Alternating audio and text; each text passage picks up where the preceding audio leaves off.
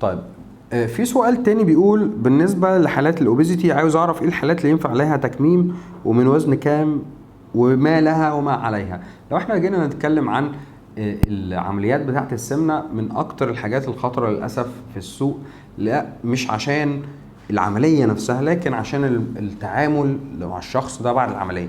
المشكلة إن الشخص ده بيخش يعمل عمليات، يبدأ يخرج من العمليات اللي بيعمل العملية دكتور جراح، وللأسف معظم الحالات مش بتتابع مع اخصائي تغذيه. يعني معظم الحالات مش بتموت في العمليه، لكن بتموت بعد سنه او سنه او 6 شهور، او بيحصل لها مشاكل، مش هنقول حتى لدرجه الموت، حتى لو حصل لها بتفضل طول حياتها تعبانه، لان مش بيستلمها حد اخصائي تغذيه فاهم وعارف هيتعامل معاها ازاي، فيبدا يحصل لها المضاعفات ويحصل لها المشاكل الصحيه. فبالتالي احنا بنقول المشاكل الصحيه بتاعتها لا تتعدى من نص لواحد في المية كموربيديتي ومورتاليتي، يعني كاعراض جانبيه وكحالات وفيات، ما بتتعداش لواحد في المية. لكن للاسف النسبه دي بتزيد جدا، بس مش في وقت العمليه، بتبقى بعد العمليه ب6 شهور لسنه، ممكن توصل لسنتين. فبالتالي احنا عايزين نقول الاهم في العمليه مش العمليه نفسها، لكن كيفيه عمل نظام غذائي للحاله بعد العمليه. يعني اهم من العمليه نفسها ازاي تظبط التغذيه، لانه بيبقى عندهم سوء تغذيه، عندهم ترجيع، عندهم غثيان، عندهم قيء، عندهم سدلان نفس، عندهم تغير في طعم الاكل. كل الحاجات دي هتعامل معاها ازاي بعد العمليه؟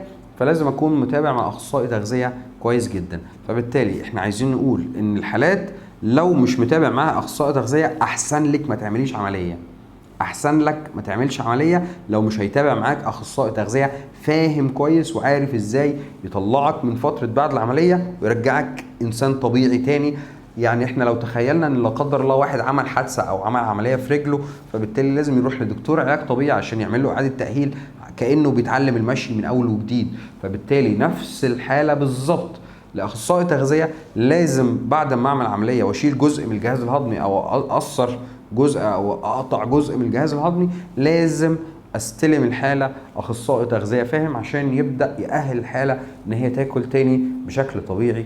والعمليه التأهيل دي ممكن تاخد لمده شهرين او اكتر. تمام، ده بشكل مختصر العمليات. طيب هل العمليه لاي شخص؟ لا، لازم يكون البي ام اي بتاعه، يعني انا بجيب الوزن على مربع الطول، بقسم الوزن بالكيلو جرام على الطول مربع بالمتر، والناتج ده لازم يكون اكتر من 40 او اكتر من 35، ومصاحب ليه بعض الامراض الصحيه زي القلب او الضغط او السكر او تصلب الشرايين او زياده نسبه الدهون، يعني بعض الامراض المصاحبه لمرض السمنه.